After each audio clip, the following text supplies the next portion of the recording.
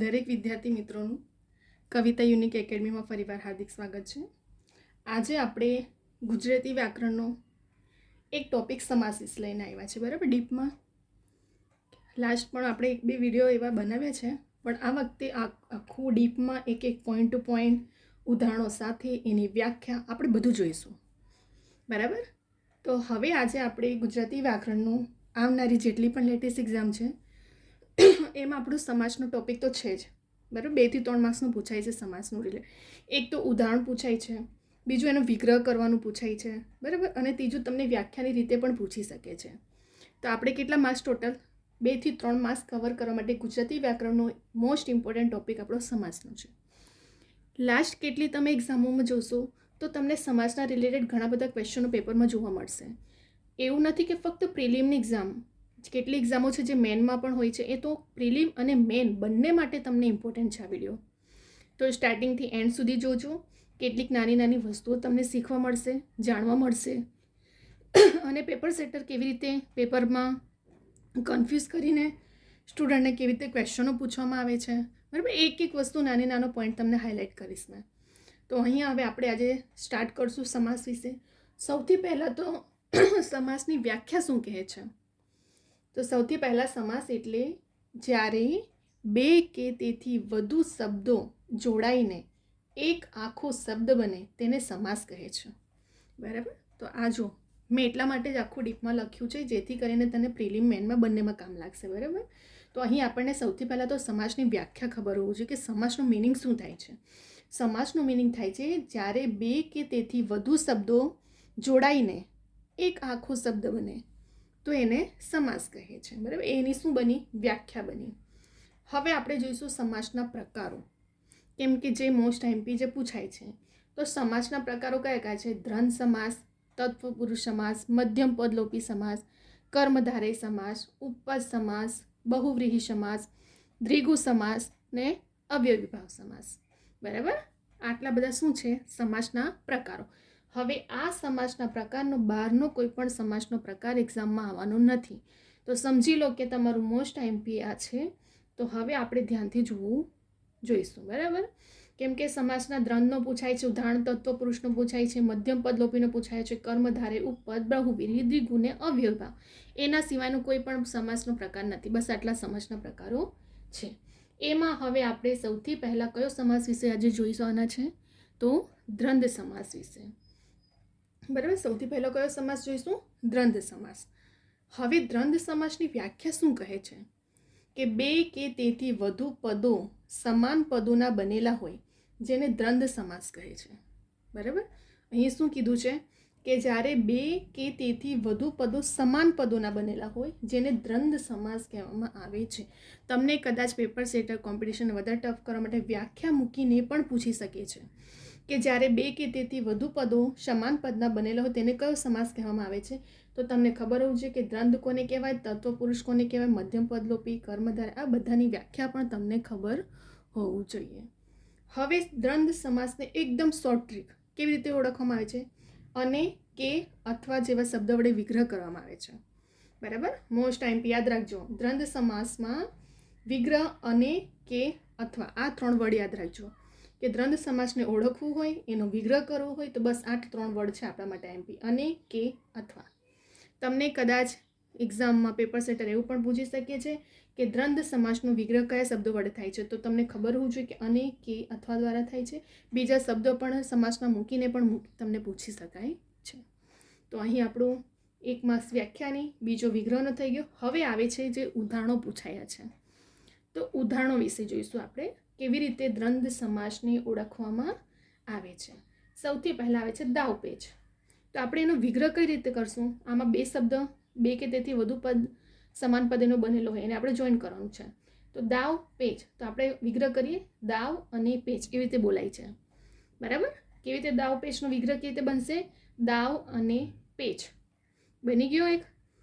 ત્યાર પછી છળ કપટ, તો છળ અને કપટ.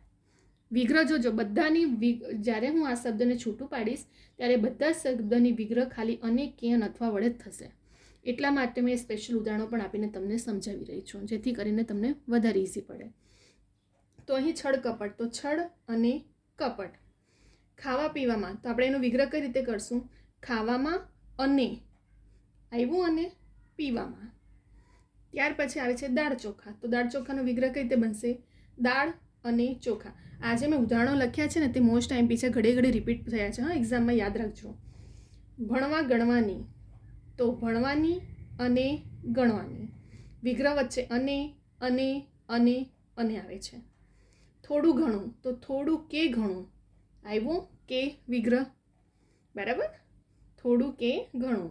બીજે ત્રીજે તો બીજે કે ત્રીજે. વિગ્રહ શેના વડે થયો? કે વડે થયો. નાચ ગાન તો નાચ અને ગાન. આપણે એવી રીતે બોલીએ છીએ, નાચ અને ગાન. નાનું મોટું તો આપણે કઈ રીતે બોલશું? નાનું કામ કે મોટું કામ, જેને કે વડે વિગ્રહ કરવામાં આવ્યો છે. તો આ તમે દરેક ઉદાહરણો જોશો. આપણે દરેક ઉદાહરણમાં જો અને કે અને એવા શબ્દ વડે વિગ્રહ થયો છે. તો ઇન શોર્ટમાં દ્વંદ્વ સમાસને ઓળખવા માટેનો ખાલી ફક્ત 3 વર્ડ છે. અને કે અથવા વડે જો વિગ્રહ થતો હોય તો પછી આપણે દ્વંદ્વ સમાસ તરીકે ઓળખવામાં આવે છે. અહીં આપણે ઉદાહરણો પણ જોઈ લીધા. તમારું દ્વંદ્વ સમાસ અહીં ક્લિયર થયું, બરાબર? સૌથી પહેલાં તો એની વ્યાખ્યા ધ્યાનમાં આપવાની કે જ્યારે 2 કે તેથી વધુ પદો સમાન પદોના બનેલા હોય તો તેને કયો સમાસ કહેવામાં આવે છે? દ્વંદ્વ સમાસ કહેવામાં આવે છે. ત્યાર પછી એનો વિગ્રહ કયા વડે કરવામાં આવે છે? તો અને કે અથવા જેવા શબ્દો વડે કરવામાં આવે છે.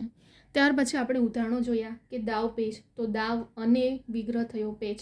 છળ કપટ તો છળ અને કપટ. ખાવા પીવામાં તો ખાવામાં અને પીવામાં. દાળ ચોખા તો દાળ અને ચોખા. ભણવા ગણવાની તો ભણવાની અને ગણવાની. થોડું ઘણું તો થોડું કે ઘણું. બીજે ત્રીજે તો બીજે કે ત્રીજે. નાચ ગાન તો નાચ અને ગાન. અને નાનું મોટું તો કામ હોય તેને શું કહેવાય છે? નાનું કામ કે મોટું કામ. અહીં આપણે વિગ્રહ પણ જોઈ લીધું, બરાબર? તો પેપર સેટે તમને કેવી રીતે પૂછશો ધ્યાન રાખજો. સૌથી પહેલાં તો તમને સમાસ ખબર હોવું જોઈએ. ત્યાર પછી સમાસના પ્રકારો પણ ખબર હોવું જોઈએ. કદાચ તમને પેપર સેટ કન્ફ્યુઝ, પેપરને એવું કે ને કોણ લેવલને હાઈ કરવું હોય તો શું કરશે? સમાસનો પ્રકાર આપી દીધો હશે ને 4 ઓપ્શનમાંથી એક સમાસનો પ્રકાર નહીં હશે. તો પછી તમને ખબર પણ હોવું જોઈએ કે દ્વંદ્વ સમાસના પ્રકારો કેટલા છે અને કયા કયા. એક તો દ્વંદ્વ છે, તત્વપુરુષ છે, મધ્યમ પદલોપી, કર્મધારય, ઉપપદ, બહુવ્રીહી, દ્વિગુ અને અવયવી ભાવ સમાસ. તો અહીં આપણો 2 માર્ક્સ અહીં કવર થાય છે. સમાસના પ્રકાર પેપર સેટર ગમે ત્યાંથી તમને પૂછે ને, જો આપણી પાસે ડીપ નોલેજ હોય, આપણે બધું કમ્પ્લીટલી પ્રિપરેશન કરી હોય ને સ્માર્ટલી, તો ગમે ત્યાંથી ક્વેશ્ચન પૂછે, આપણને આવડવું જ જોઈએ, બરાબર? ત્યાર પછી દ્વંદ્વ સમાસની વ્યાખ્યા પણ પૂછી શકે છે કે 2 કે તેથી વધુ પદો સમાન પદોના બનેલા હોય તો તેને કયો સમાસ કહેવામાં આવે છે? તો તેને દ્વંદ્વ સમાસ. 4 ઓપ્શન આપી દીધું હશે તો આપણને ખબર હોવું જોઈએ કે દ્વંદ્વ સમાસ કોને કહેવામાં આવે છે. ત્યાર પછી એનો વિગ્રહની રીતે પૂછી શકે છે. તો વિગ્રહ અને કે અથવા જેવા શબ્દો વડે, બરાબર? ત્યાર પછી એના ઉદાહરણો દાવ પેચ, છળ કપટ, ખાવા પીવામાં. આ જે મેં ઉદાહરણો અહીં લખ્યા છે આ ઘડે રિપીટ થયા છે ગવર્મેન્ટની એક્ઝામમાં. દાવ પેચ, છળ કપટ, ખાવા પીવામાં, દાળ ચોખા, ભણવા ગણવાની, થોડું ઘણું, બીજે ત્રીજે, નાચ ગાન, નાનું મોટું, બરાબર?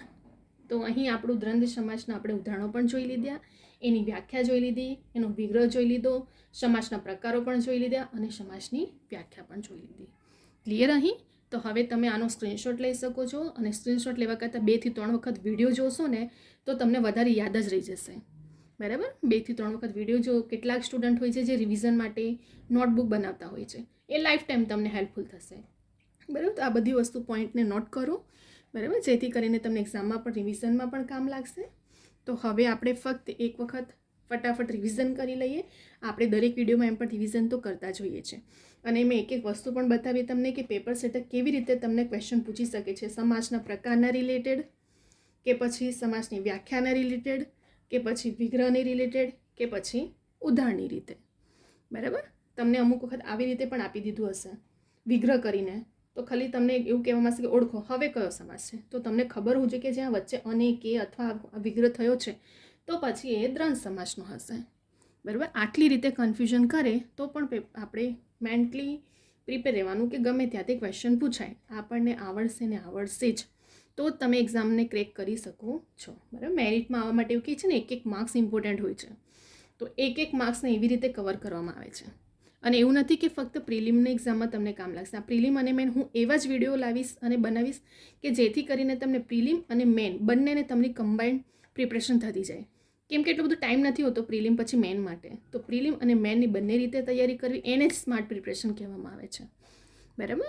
અને એવું નથી કે તમે જે મહેનત પ્રિપરેશન કરો છો તો તમારું વ્યર્થ કે ફોગટ જશે. એવું કે ને ક્યારે વાંચેલું ફોગટ નથી જતું. તો આ લાઈફ ટાઈમ તમને એવું નથી, એક એક્ઝામ માટે, દરેક એક્ઝામ માટે તમને યુઝફુલ છે. કેમ કે ગુજરાતી વ્યાકરણ તો દરેક સિલેબસમાં છે, દરેક લેટેસ્ટની એક્ઝામની સિલેબસમાં હોય છે મોસ્ટલી. બરાબર. તો દરેક મોસ્ટલી જે એક્ઝામો છે તેમાં ગુજરાતી વ્યાકરણનો જે ટોપિક છે તો આપણા માટે આઈએમપી જ છે આ. બરાબર. ફટાફટ હવે ફક્ત એક વખત રિવિઝન કરી લઈએ. સૌથી પહેલાં તો સમાસ, એની વ્યાખ્યા શું કહે છે? જ્યારે બે કે તેથી વધુ શબ્દો જોડાઈને એક શબ્દ બને તેને સમાસ કહે છે. તેના પ્રકારો: દ્વંદ્વ સમાસ, તત્પુરુષ સમાસ, મધ્યમ પદ લોપી સમાસ, કર્મધારે, ઉપપદ, બહુવ્રીહી, દ્વિગુ અને અવ્યયીભાવ સમાસ.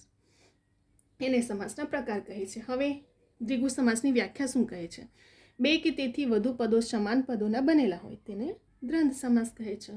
એનો વિગ્રહ અને, કે, અથવા જેવા શબ્દો વડે એનો વિગ્રહ કરવામાં આવે છે. ત્યાર પછી એના ઉદાહરણો, જેમ કે દાવ પેચ તો દાવ અને પેચ, છળ કપટ તો છળ અને કપટ, ખાવા પીવામાં તો ખાવામાં અને પીવામાં, દાળ ચોખા તો દાળ અને ચોખા, ભણવાની ગણવાની તો ભણવાની અને ગણવાની, થોડું ગણું તો થોડું કે ઘણું, બીજે ત્રીજે તો બીજે કે ત્રીજે, નાચ ગાન તો નાચ અને ગાન, નાનું મોટું તો નાનું કામ કે મોટું કામ. બરાબર. અહીં ક્લિયર થઈ ગયું આપણા ઉદાહરણો દ્વંદ્વ સમાસનો. બરાબર. તો હવે તમે આનો જે રીતે મેં તમને કીધું, તમને આ વિડીયો ગમે તો લાઈક, શેર, સબસ્ક્રાઈબ, કમેન્ટ કરવાનું ભૂલતા નહીં. બરાબર. તમારા જેટલા પણ સ્ટુડન્ટ વિદ્યાર્થી મિત્રો છે એમને પણ શેર કરો. કેટલાક સ્ટુડન્ટ જાતે પ્રિપરેશન કરતા હોય છે, કોચિંગ નથી એફોર્ડ કરી શકતા, તો એમને દરેક સ્ટુડન્ટ સુધી આ વિડીયો પહોંચે, તમારા ફ્રેન્ડ મિત્રોને. બરાબર. અને સ્પેશિયલી સબસ્ક્રાઈબ કરવાનું ખાસ ભૂલતા નહીં, કેમ કે ડેલી રેકોર્ડેડ લેક્ચર અપડેટ કરવામાં આવે છે અને જેટલી પણ લેટેસ્ટ એક્ઝામની ઇન્ફોર્મેશનો છે તે પણ ડેલી અપડેટ કરવામાં આવે છે. તો એ બધી ઇન્ફોર્મેશનને તમને તાત્કાલિક મળે નોટિફિકેશન, એટલા માટે સબસ્ક્રાઈબ કરીને બેલ આઇકોન ઓન કરવાનું ભૂલતા નહીં. બરાબર. અને કવિતા યુનિક ઇન્સ્ટાગ્રામની મારી આઈડી છે. કોઈ પણ ક્વેરી કે ક્વેશ્ચનનો એક્ઝામ રિલેટેડ મને પૂછી શકો છો. કેટલાક સ્ટુડન્ટ પૂછતા જ હોય છે અને એમને સોલ્યુશન પણ મળતું જ હોય છે. બરાબર. અને કેટલાક સ્ટુડન્ટની ડિમાન્ડ પ્રમાણે પણ આપણે વિડીયો લાવી જ રહ્યા છે. અને મારા એવું નથી કે ફક્ત એક ગુજરાતી ગ્રામરના દરેક ગુજરાતી વ્યાકરણ દરેક વિડીયો જોજો મારા. મેં દરેક ટોપિક પર વિડીયો બનાવ્યો છે અને તમને 15 થી 20 માર્ક કવર કરવા માટે ઇનફ છે. ગુજરાતી વ્યાકરણ મારા દરેક વિડીયો સ્ટાર્ટિંગથી એન્ડ સુધી જોજો. કેવી રીતે શોર્ટ ટ્રીકમાં, શોર્ટ મેથડમાં અને ઓથેન્ટિક બુકના નિયમો પ્રમાણે જ હું સમજાવું છું અને બનાવું છું વિડીયો. તો તમને એક્ઝામને ક્રેક કરવા માટે પણ બહુ ઇમ્પોર્ટન્ટ છે. બરાબર. દરેક વિડીયોને સ્ટાર્ટિંગથી એન્ડ સુધી જોજો. લાઇક કરવાનું ભૂલતા નહીં. તમારા વિદ્યાર્થી મિત્રોને પણ શેર કરજો. હવે આપણે નેક્સ્ટ વિડીયો બીજા બધા સમાજના પ્રકારો પણ જોઈ લઈશું ડીપમાં. બરાબર. જેથી કરીને તમને ગમે ત્યાંથી પેપર સેટર ક્વેશ્ચન કાઢે આપણને આવડશે ને આવડશે. બરાબર. હવે આપણે નેક્સ્ટ વિડીયો બીજા બધા ટોપિકો લઈને આવશું. અહીં આપણે હવે વિડીયોને સ્ટોપ કરી રહ્યા છે. આપણો અહીં સમાસનો એક પ્રકાર દ્વંદ્વ સમાસ અહીં ક્લિયર થાય છે.